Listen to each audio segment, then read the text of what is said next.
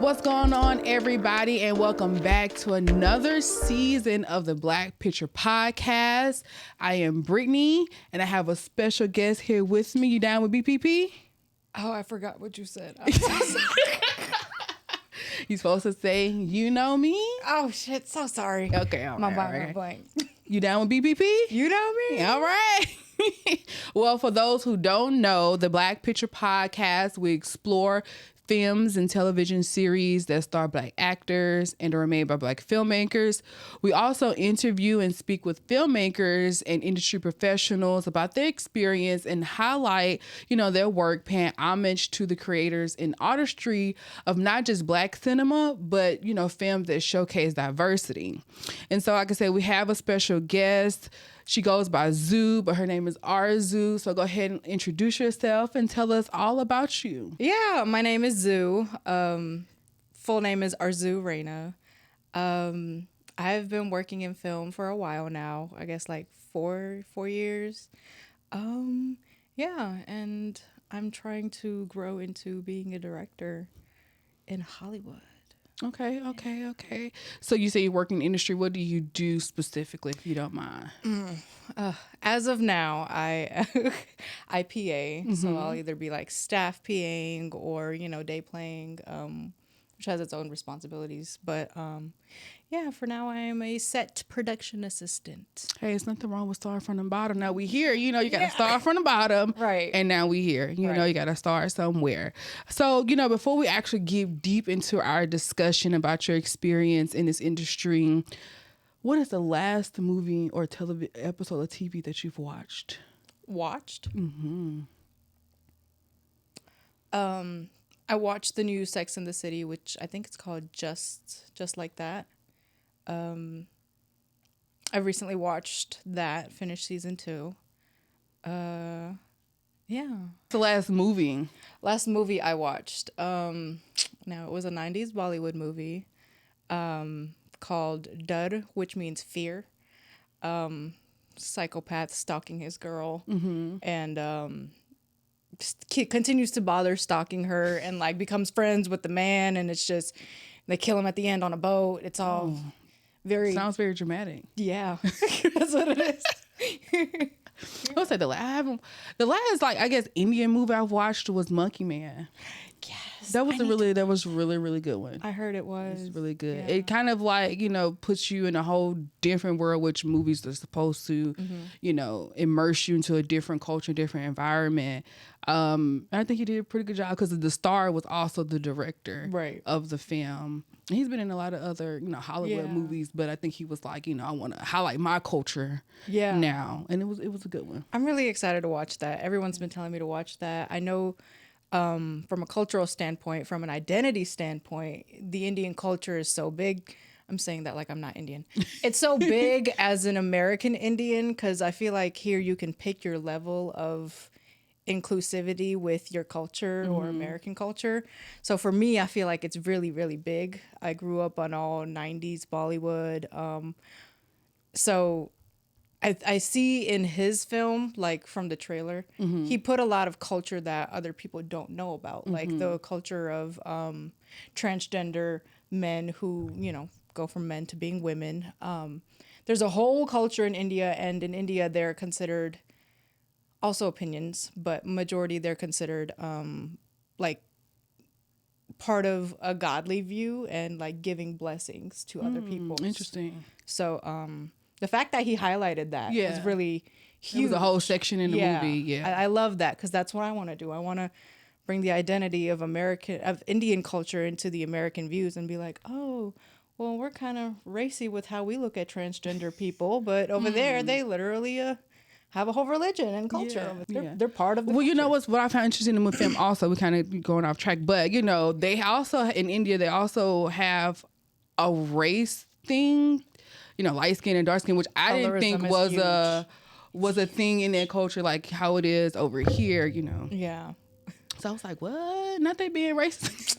Okay, so anyway, watch Monkey Man if you haven't seen it. Very good film. Yeah. So you say you was been a PA for about 4 years. Talk to us about, what inspired you to even want to be in this business, and then how did you get your start? Okay, great. I guess I've always been an animated storyteller. So I guess whether that's like using hands or like body language when telling a story, I guess I noticed I really like to the way I like to tell a story is what you get out of it as well.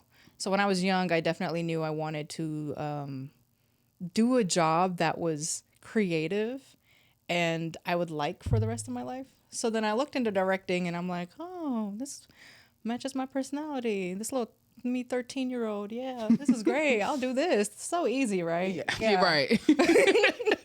So since then, I guess the goal has always been to get into the industry and see how to become a director. But Right.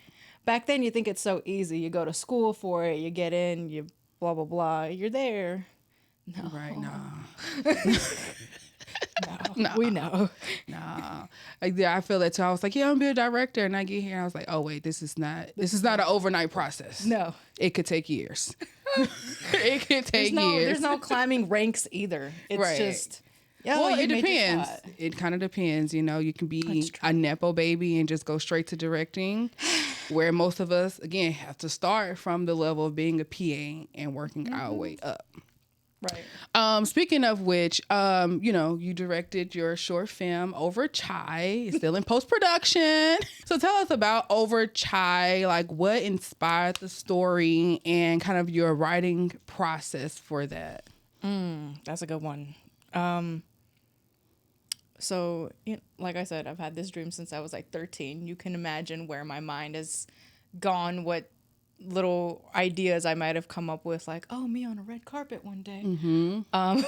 So in these dreams of the future, I've always had all my family included in it. So when my grandma passed, it was like, what am I waiting for to get to because I haven't, besides being a PA and getting into the industry and like getting a shot, in the big times, what else have I actually done to bring my directing self forward? So when my grandma passed, I would say the motivation came in where it's like, how many more people do I want to lose having this vision of me on the red carpet with my family? Which sounds really ambitious too, but that was the dream that was based off. But that motivation pushed me and made me start thinking, what is really stopping me from shooting? So it was like, me, script. Right. And then I've networked in with a lot of people so far on set where it's like, yeah, I can get some camera folks. I can get a producer. So once I started putting these pieces into play, I was like, oh, now I need to like really get detailed on my script. And from there it like broke down. So Over Chai is about, I think it's first generation immigrants, were the ones that are born here, the ones that are immigrants. So, I'm first generation, and my parents are obviously came over here immigrants. So in the Indian culture, there's a lot of, what's the word? People not taking care of their mental health. Okay. Which, or not even believing that's the issue. Yeah. Right. So death can also be something that is hard to deal with. We have a lot of customs and rituals and stuff like that, which I feel like help a lot. But when you have like a pillar of our in a family, which can be like a great grandfather or like my grandma, she brought all her children over here. So my mom, her brothers and sisters, we grew up over here as well. So I would say like they're pretty 50-50 versus my grandma, who is pretty much fully Indian unless like she needed to go into society and like speak English. There was no need. We all see every culture having that generation of grown-ups. So with her passing, we noticed our parents, us cousins, our parents were not doing so well.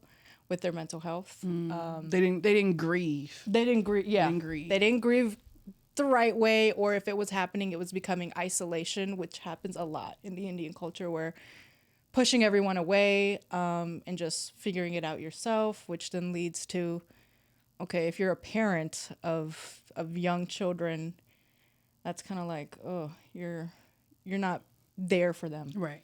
And I, as a grown-up 20-something, was starting to feel that from my mom. So I got to a point where I felt her pulling away so much that we were like, we still need you. We still need you. Right. So we had to go in and bring her back to that headspace of, you're still mom.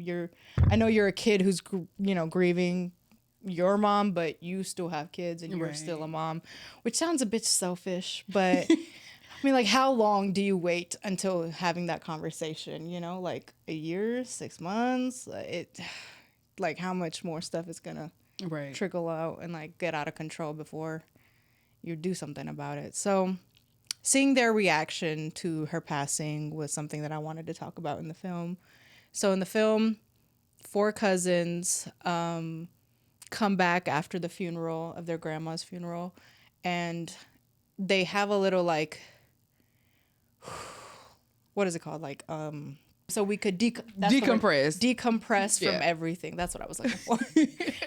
Which happens a lot in our culture, where the kids, the first generation, will go into our own homes and we'll decompress our way. But a lot of the times, culturally, after a funeral, you go back to the person's whose house it is, right. and then you have prayers and little rituals here and there. So, us first generational cousins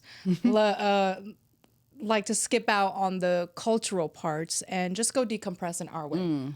So the film starts out with all of us reaching the house and saying hey to each other and just like having a conversation about how they think their parents are going to get through this. And then we go into a flashback, well, a few flashbacks, because the kids are like, how do we think grandma and grandpa met? That's cute. Yeah, like going back to the Indian culture a little Right. bit, get to come back but decompress, but like still like dive into grandma's world a little Right. bit. So we go to like, I love 90s Bollywood, but obviously it was supposed to be like the 80s or the 70s. So we go into a few flashbacks of how each kid thinks their grandma and grandpa met. And from there, the stories that you get are also more aligned with the kids' personality or their age group, because the eldest will get more of the cultural from their the cultural side of their family. Like in my house we spoke Hindi or Punjabi when I came home, but when I would go outside my house when I was young, it's English. But then like by my sister's age, it would be English in the house and outside the house. By my brother's age, we're like fully speaking English the whole entire time, unless like we have a guest or like someone randomly starts speaking in Hindi. It's so normalized now. Yeah, so it's like as more generations come, you guys are more Americanized. Yeah. In a sense. Yeah. I would say that, but then I feel like it's also up to choice. But that's if, you feel fulfilled within the American culture or like your household. I think it also depends on the elders. I was really connected to my grandma. She would like teach me letters and like writing in our language, which was Punjabi. So, I don't think my sister got that part. I think if my sister got anything, it would be the speaking the language. And then my brother would just probably be watching TV Right. while grandma's like taking care of it. So like, I don't want to learn this. I'm going to watch TV. Different stages, I feel like. And, we all get different stages of our parents and our elders too. So what grandma could do in the 90s, grandma couldn't do in like 2010. Right. So just wanted to keep that alive and show that within the film as well. Yeah. We get the flashbacks of all the kids' opinions of how they think grandma and grandpa met. And then at the end of it, they come to an agreement where they're like, they understand they gotta step up for their parents and how they can kind of do that. Yeah. Yeah. So that's what Overchai is about. That was long, but getting back to the point, that's what Overchai is about. And they did all of this because I produced the short film. She did. And they do all of this. They tell these stories while making chai. And I learned as an American, because, you know, I go to Starbucks and say, can I get a chai tea latte? Chai means tea. So you're just saying, I want tea. Thank you. I'm glad the Indian didn't have to explain that, because... You know, you learn things, you know. So now it's just, can I get a chai? You know, you learn something new every day. Right. So you're telling these stories while making chai, like from scratch. You know, we see them boiling the water, getting the spices together, mixing the things, and then drinking it. I believe they drink it all at the end. Yeah. Like I said, we're still in post. It's going to come. Yes, they all take a sip at the end. Yeah. It's all cute and simultaneous. Right. Yeah. That. So talk to us. I know you tell us, you know, we just spoke about what the story and writing process was, and this was your first time directing. So talk to us about kind of like your approach and how you might have wanted to direct it, and then kind of what came about it as we moved into production. Yeah. So in the beginning, I mean, we had a whole different location. We had a whole different scene. My approach to this was to be as true to the Indian culture / what our family actually went through, because we're using my actual grandma's photos. We are the actual cousins. They're not actors. They're my family. You're right. It's my brother, my sister, my cousin, and my other cousin. So within that, it was all about being true to the situation at hand. Also, you know, losing grandma. So that was my approach coming in, and then being silly and entertaining with the flashbacks. Since I'm the oldest, I feel like I kind of grasped what the generation at that point in time would go through when looking for a partner. Mm-hmm. And I mean, I feel like the rest of our generation kind of knows as well. And it's a little bit of a stereotype, the arranged marriages, mm-hmm. You know, you'll get those questions. I'll get those questions from everybody. Yeah. So with that, it was just trying to stay true to who my grandma was, true to all the characters and what their actual feelings were. And then like being playful with the flashbacks. Mm-hmm. That was the approach. What ended up happening, well, like I said, they're my siblings and cousins, so they're not professional actors, which is crazy because you just had to act like yourself. That was okay. But if they got nervous, we said action, and everybody like froze. Right, like, oh, was that me? Was that me? The camera's on you, is it not? Is this not your part? Okay. What was my line? Oh, I'm tired. 12-hour days. Whatever, you know, bring family into it. You'll figure it out. Yeah. So approaching them was a little difficult because it's like they were all stiff and like, so, tea. Yeah. So getting into their heads, I had to approach it with like, let me tell you about yourself. Right. So as a director, I had to help them figure out their emotions in the moment and how to not be stiff. That I felt was really interesting because I'm like, I really thought they would have. It's you're playing yourself. It's their names. It's how they were feeling. Right. It's I mean, you saw the connect between the siblings, right? How goofy they were. That's who they really are.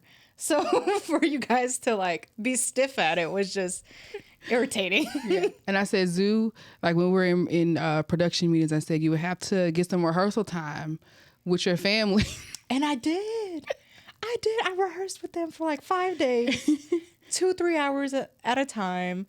And it's just like, great. So approaching them with the directors, like, because I guess with actors, when they're really professional, they kind of know what to grasp onto and how to move forward from there. And then director comes in and is like, oh no, this is completely wrong, or let's do it this way. And then bam, you have a note or two, and then you get into the flow of it. It's like, all right, come in, here's a note. Okay, come in, but you forgot the note from earlier. Here's a new note. All right, well, you did the last 3 notes, but you forgot the first one.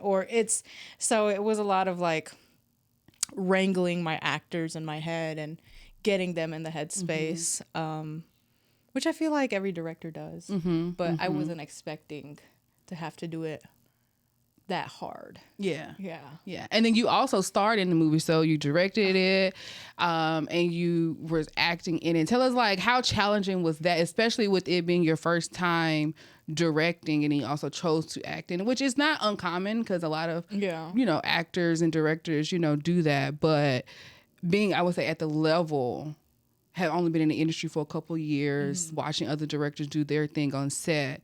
How challenging was it for you to play both parts? Yeah.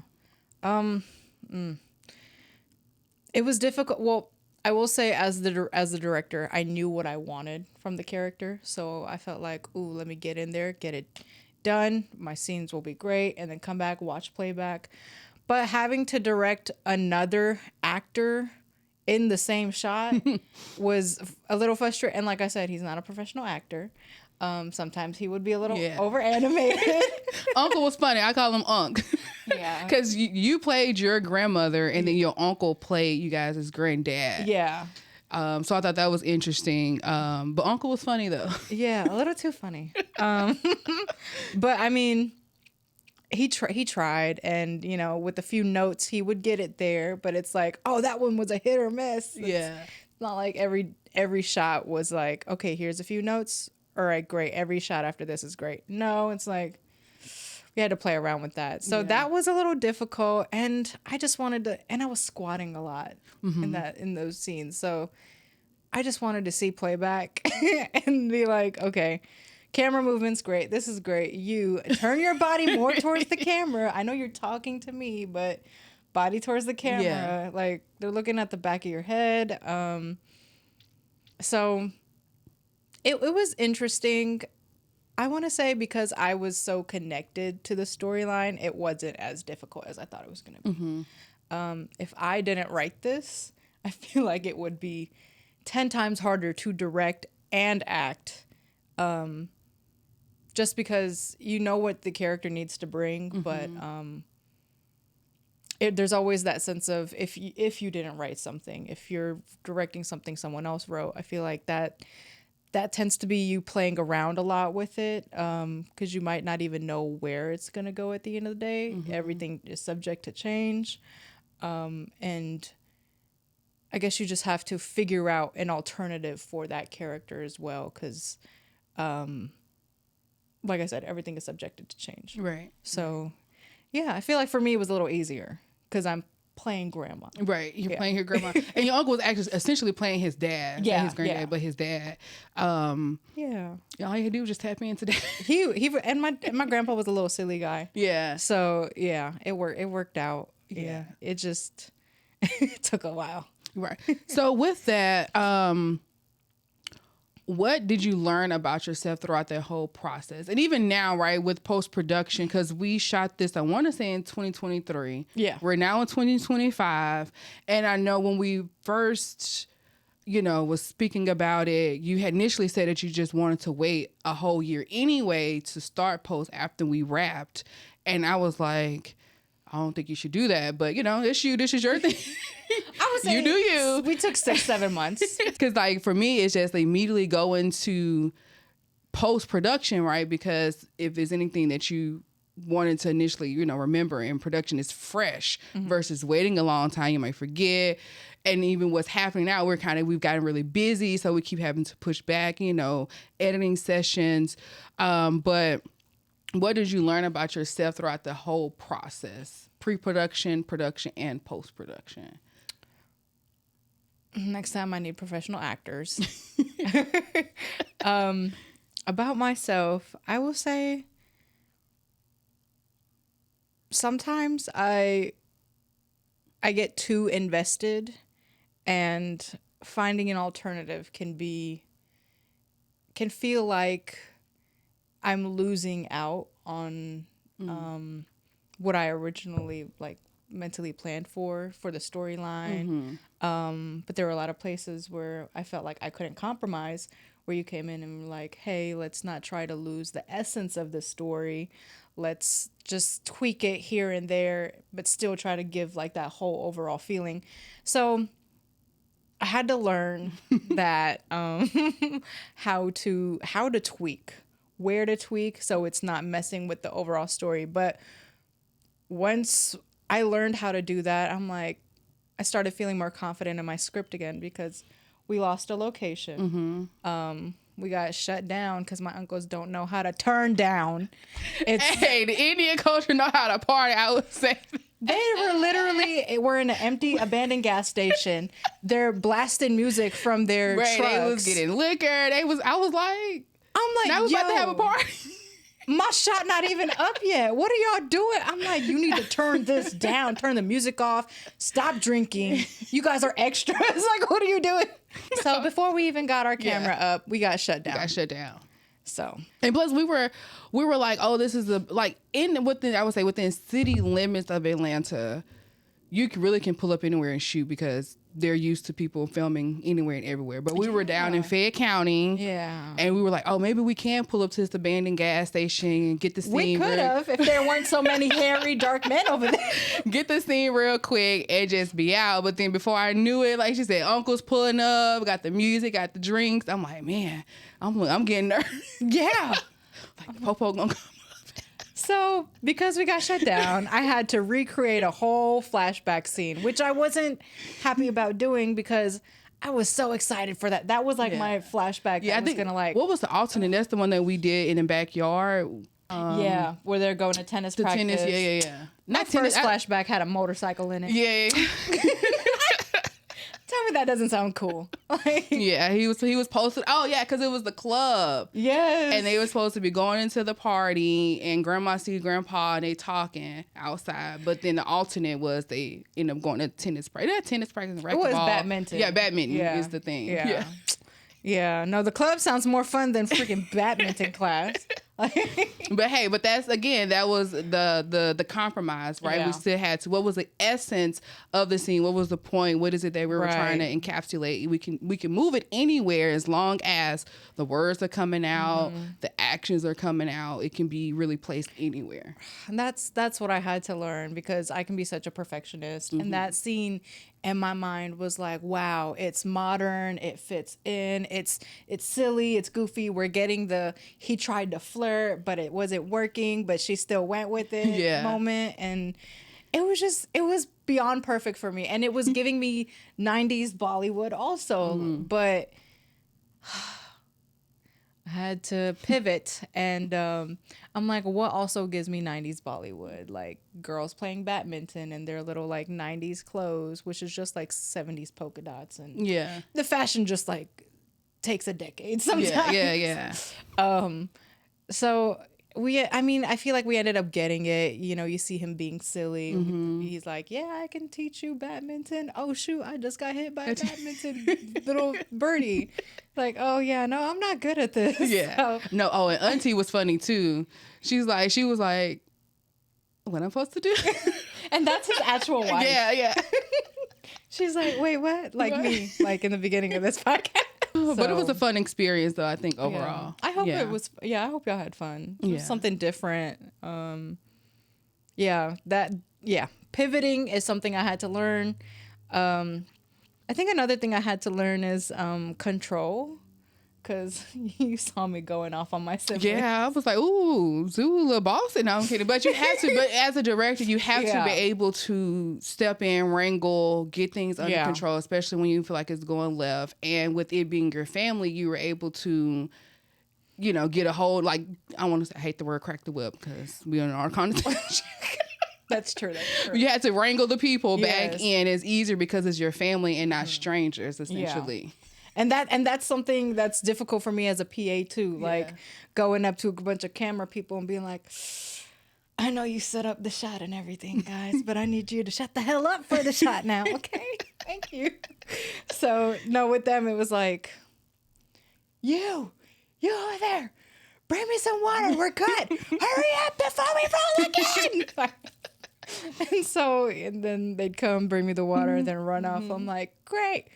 And why do I need to tell you in everything? But they were just like, they were there for they it. were going for it. They were just all for it. Nobody really got mad. They weren't like, man, fuck Zoo, man. They were all just like, oh, get us some water. What else she needs? Yeah. I will say that. I mean, I feel like I've been training them since the beginning, you know, but no, I really appreciate that too. Cause like I said, I struggle to do that on set. Yeah. You know, got to keep that composure. Yeah. That's something I feel like still till now, I'm learning to manage, whether it's do I get into the overly bossy side? Do I go into the super, super nice customer service side? And then how to find a mix and be strict while being polite. Right. Yeah. True. So with having worked on many different sets, small projects, bigger projects, being in PA, you've worked on some Marvel stuff. She's done it all. What I would say has been your favorite project that you've worked on and why? Oh gosh. In all 4 years? In all 4 years. I feel like there's no project like that first staff project, because you're so brand new. I'm not going to say you can't do nothing wrong. If you do something wrong, it's brought upon the fact that you're green, and instead of everyone getting upset or mad at you, it's let's make this a teaching moment. So I would say my first show, which was Naomi, it was an Array show, Ava DuVernay show.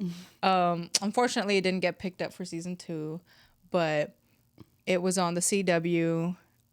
That was probably the most fun I've had without feeling pressure. Because like I said, I was so green. So what pressure do I have? Besides just trying to keep up with the crew. Right, don't sit down. Yeah, the pressure of not trying to sit down, like, oh Lord, I'm so tired. Right, and and now it's like military where it's built into you. I'm okay with it. I know what to do. Oh, that looks like a producer. Don't sit down. Oh, that looks like crew. Let me sit down. Right. So it just. But back then, it's like, oh, I don't know anything. So at one point, I would say that show was also going through COVID. So instead of like 6 months, it turned into 7 months being shut down. I will say by month like 3, I went to a foot doctor and I was like, what is wrong with me? Not realizing standing for 16 hours a day is what's wrong with me. So my body got broken in. But all those old trials and tribulations, I was like, do I really want to do this? Yeah. Is this how set life is? And then I'm like, okay, let me watch the director a little bit. Is their life is just as difficult? I'm like, yeah, it is. Yeah. So there's no winning. This really has to be a passionate thing that you're interested in doing, because it's either bad for your mental health at some points. It's either sometimes you can be neglecting your family, or for your physical health. Some people aren't built to be standing. I don't think anyone's supposed to be built. Yeah, I don't think nobody's supposed to sit. Right. Yeah. Well, I mean, back in the back day, they had to walk everywhere. And then when I think about that, I was like, man, these people really had to walk long distances everywhere. Yeah. It's baffling. Like, cause then I'll get some old heads who've been in the industry since 50s, and they'll be like, yeah, when we had a scene like that, this and this is what would happen. I'm like, and you're still here? Right. Oh my God. Yeah, when I think because I spoke with just because how technology is now present day in our industry, everything's digitalized, you do everything on computer. And just when you think about like, wait, they didn't have computers back in like the 60s and 70s. They had to do all this by hand.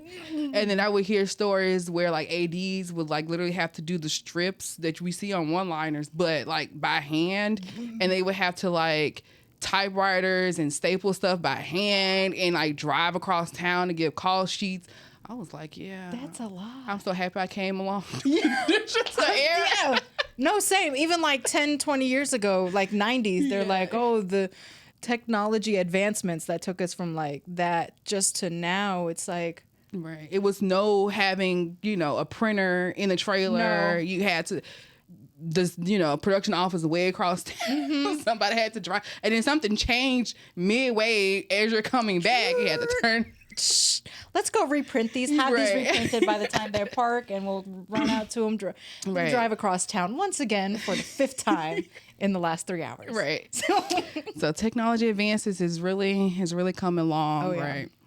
What has been, I would say, the most, aside from like, adjusting your body, adjusting to the long hours, and like you said, the mental health things, I would say I was a PA for about a couple years. I didn't like set.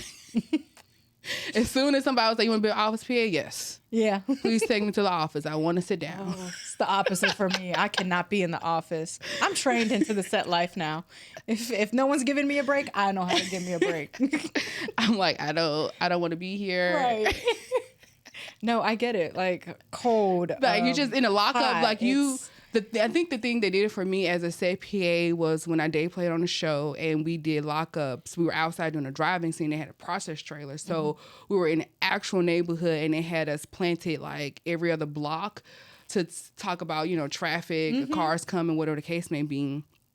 And it is hot, and I'm like, okay, I had my little my bucket hat, my water, I'm chilling. But then after a while, I was like, wait, I don't hear anything on the walkie. What's going on? Oh, y'all done moved on and y'all left us out here? Oh, heck no. Y'all left me out here in the entire sun. Y'all done moved on to something else. Right? Communication is key. I've had to call out ADs about doing that to me. I'll be like, I'm sorry, I wasn't aware. And that's all I'll be like.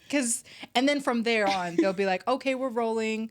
Yeah, thanks for telling me when we roll and cut, like, John. So now I got to walk 3 blocks because y'all didn't let me know. I could have hopped on the thing to, you know what? Okay, cool. It's the little things. And, I'm also learning what makes a good AD and what makes a AD. Yeah. Yeah. Like, I've met ADs who are, like, down to the T. Every little thing is, like, done. I haven't seen, unless little fires pop up here and there, I haven't seen no issues. But then I've seen ADs where it's like, oh, I did the bare minimum. I got the call sheet out. I'm cracking, and I know you hate this. I'm laying it down and I'm making sure what people need to do is happening on time. But then I'm also like doing it in a really harsh way, kind of like how I was with my siblings. And when you do that to your crew who you're not related to, or in general just people, you lose motivation. You lose motivation. You lose morale. Exactly. Because people are like, who you talking to? Because I'm grown just as you are. Exactly. Like, I understand your schedule isn't going how you planned it to go, but you could talk to me a little bit better. Exactly. Yes, and maybe I can like pick up my pace for you. Exactly. If it was going the right way. But I moved to the office. I was like, okay, I can do this. But then, like I said, I actually kind of started missing set because being an office PA, you're just kind of, after prep, you're really just sitting around waiting, especially if people are, where companies out on location, you're just at the office. And I was asking my coordinator, can I go to set just to see what's going on and what the case may be? And through that, I was able to move up to producer's assistant, which I love that. Which is fun because it's like I'm still a PA in the essence, but I'm PAing one person instead of versus the whole set. And you know what? That's where the growth is gonna be. That's the next step. Yeah, so. It's fun because then you're like, ooh, they getting. Like, and then you can just float around, listen to people, conversations, and then report back. So and so said, now y'all ain't getting this. Now I heard this, that, and the third, but you didn't hear it from me, and you didn't hear me tell you that I heard it from them. Okay, you're right. But I think that's what makes a good producer's assistant. You're working way up to that, being eyes and ears for the producer because they're not able to be everywhere all the time. And I like to say being on set, just walking around, listening to conversations, and kind of like being HR in a sense. Yeah. Like if there's an issue or, a crew member has a problem, trying to help litigate their problem, like, oh, so-and-so said they didn't get this in time, making sure that everybody is like all the communications in place. Yeah. So I think that's a piece of advice, just being the eyes and ears of your producers. Yeah. No, I feel like half the time I'm the eyes and ears for myself. Yeah. Or if not myself, then the ADs. Yeah. Because, you can just, at this point, like I said, 4 years?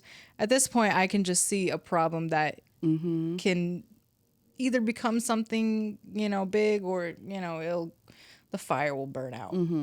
So it's just like picking up on the signs and the signals of seeing if this would become an issue, seeing if you need to step in and be like, hey, do you want to talk to somebody? Do you want, do you think this is an issue? Because half the time you just complaining. Or departments will like be within themselves and be like, okay, I got this going on. I got that. Sometimes I think they're in their own headspaces too. Like if I can't provide something specific for someone, then I've failed at my job. Well, it's like, no, because half the time me as a director or producer will request something that was not scheduled for the day, or it wasn't enough prep.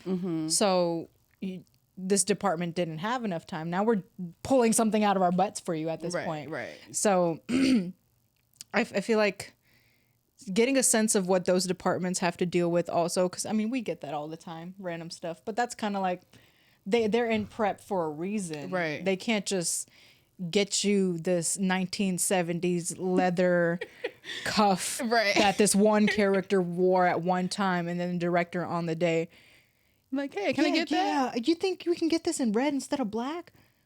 It's like, sir, where do you think we're supposed to get this from? We rented this from California. We're in Georgia. What do you mean? Like, if you wanted red, you could have said something in prep, and we could have had it here by now. But no, let's go spray paint this. Let's go send a PA to Michael's to go buy some spray paint real quick, and then bring that back. And then make sure it's a leather protectant kind, maybe, and then it's just all this little.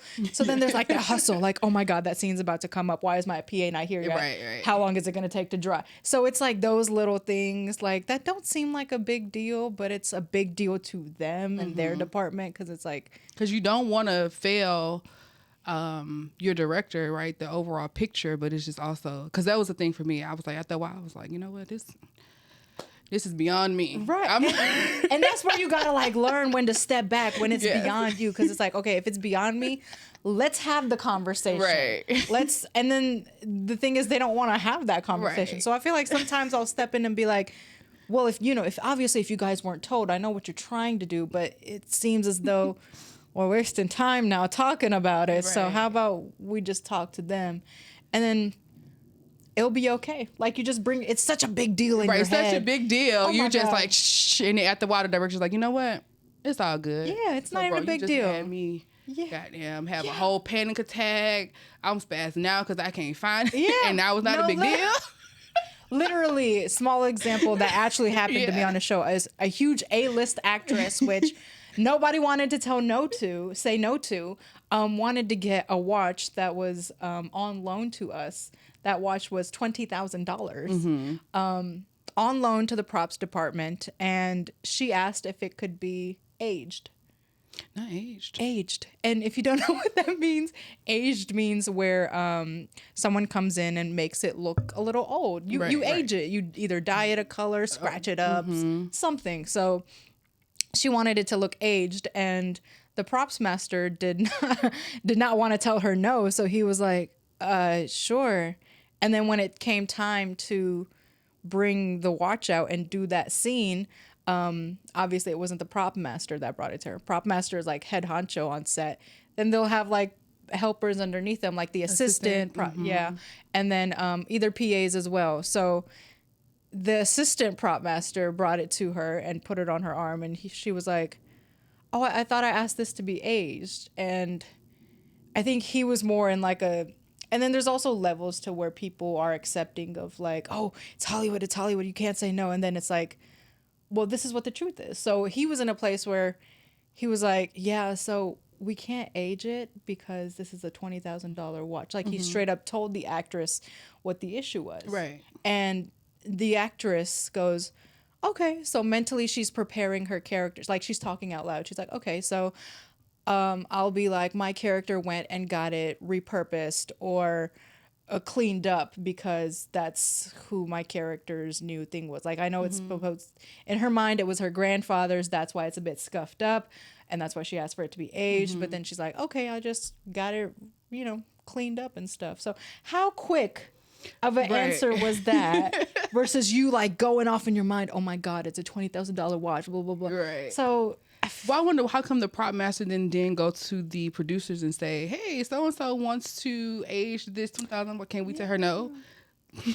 Yeah, that's what I'm That saying. would have been like the simple Levels thing of to do. communication. That would have been so simple. So simple. Producer would have just told her, she would have been fine. Yeah. But you know, those, you never know how someone would act too if you tell an actor last minute, hey, we're not able to do what you want us to do. Because that could have been a whole nother type of issue. Yeah. So yeah, I'm glad it went so simple, but see what I'm saying? You never know when something might become a bigger issue, right. or if it's a small one. So Right. yeah, no, you're right. Having to be the circling back, you're right. Having to be the ears of either ADs or producers, like, because if that would have been me as a producer's assistant, just listening to that, I would have been like, "Hey, they trying to age them. Yeah, they trying to dirt up that watch. That's 20,000 we don't have on the budget for a watch." Hey. Because what's her face asked? Right. I mean, I love what's her face, but goddamn, no. Could have been a very, very, very simple thing to resolve.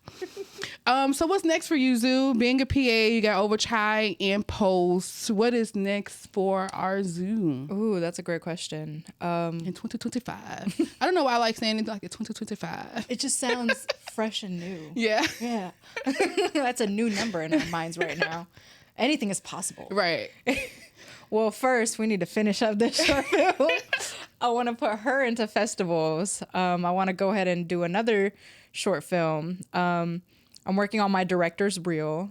And I know this sounds a little cheap, but I'm trying to be smart with it. Instead of writing a few shorts, I'm trying to break it into doing a few scenes of different genres. And then we'll just have a director's reel of like 5-6 different things, different genres, and blah, you know. Yeah. That'll be saving the director's reel. So focusing on that. The next thing that I'm trying to do within the industry, I'm trying to get out of the PA world. I'm trying to go into the assistant world. So I'm looking to jump to being a director's assistant, producer's assistant, or actor's assistant. Of course, I prefer directors. That's the route that I want to go. But just moving from PA world, because I know I don't want to AD. That is not where I'm happiest. Right. That's where I get to be my control freak self. And it's like, ooh, I'm so good at it. But then it's like, I'm not happy here. Yeah. I want to create. Yeah. So I'm trying to get into the assistant world. Trying to get a few more shorts out there with my identity, because I recently asked this director, a Hispanic director who worked on I worked on a Netflix movie with, if she has an assistant or if she'd be open to mentoring. So from talking to her, making her my mentor, which I did a great thing. I went out and I was bold and I asked specifically. So being bold also helps you take the next steps. Right, You just got to know when to be bold and when not to be Right. bold. Right. So her advice to me was, it seemed as though I was looking for something with identity, whether it's the Indian American identity or that feel of 90s nostalgic Bollywood, which I really feel very connected to. So I think this year I want to focus a lot on creating my own projects with my identity mixed into it. And then also getting out of that PA world and getting into assistant world. And I will say, in the past 4 years, there's also like, not necessarily levels, but you know, there's tier 1 movies, and then there's like Hallmark level, and then there's like A-lister level everyone knows about. I will say, within the past few years, I've noticed a growth happening as well, where it goes from shows that are probably not as well known to me finding jobs on shows with A-listers now. Like I was not in the A-listers world before last year. Or if I was, it was once in a blue moon, like, oh, I had such a great opportunity. Now it's like every project I'm getting, I'm feeling like I'm in the A-lister world. And that is a lot of motivation within itself, because if I can work next to Dwayne Johnson, like Eddie Murphy, Liam Neeson, Anne Hathaway, like seeing them bring their like their acting, like seeing it happen in life, like watching the shot, watching them, seeing their creativity, how they talk with the director, what's the motive behind a character, how to bring a character to life, versus the director already having that image in their head. It's very interesting to see it happen on an A-list level. And I'm not trying to knock any other level, but it's like, if I am watching them doing it, what is stopping me from doing it? And then they were all B-listers at some point. They were all people that were not well known at some point. So I feel like seeing it there brings the motivation of, okay, do what they're doing on your level. Right. And it will eventually maybe become that level that you want it to be. Right. Yeah. Yeah, I feel that, because that's how I go about producing. Because again, being a producer's assistant on big budget, things, and seeing how it operates on that level, I take that same motivation even producing smaller projects. Like, I want my smaller sets to I know. ran. I've seen it. Exactly how, a $15 million movie is gone. Right. So, I understand what you're saying with that, because, if they do it on this level, I can still do it on this level, even though we don't have that same money. It's just still kind of the same passion that you bring to that art. Yeah. And it makes it feel like you're connected to those people, and it's not something really stopping you from being there. Makes you feel like... just makes you feel like on top of the world. I can take this professionalism, I can take this knowledge, and I can do it on any level. Exactly. It's so like, what's stopping me from bringing my level to life? Yeah. Money. Money and accessibility. Money. Yeah. But in 2025, we're not letting money stop us. We're gonna go for it. We're gonna go for it. So, Zoo, as we wrap up here, let everybody know where they can follow you, and keep up with all that you have going on. Yes. So, you can follow me on Instagram at Arzoo Raina, which is ZOORAINA. I also have a YouTube. I don't know what the handle is. I didn't know YouTube have handles. I'm not great on YouTube. But if you follow me on Instagram, you will find my TikTok link, my YouTube link, which I'm also trying to get into documenting the director's process. So that should be interesting. That should be fun. Hopefully by the end of the month I'll have at least one video out there. See how I can share the knowledge of trying to get into the industry. You don't find a lot of Indian Americans within the film industry. They're mostly, pushed towards that medical world or that business or engineering world. But I'd also love to be an image out there that Asian Americans, South Asian Americans can feel like, well, if she can do it, well, why can't I do it? Right. So, I'd love to share all that, maybe motivate others. Maybe we can get you connected with the director of Monkey Man. Dave Patel, Mr. Patel, I'm coming for you in a good way. Heck yeah. Well, thank you so much, Zoo. I appreciate you talking with us today and sharing your knowledge and everything that you have going on. Be on the lookout for Over Chai. We're going to put it in festivals this year. But thank you again. And that is it. We're out. Thank you.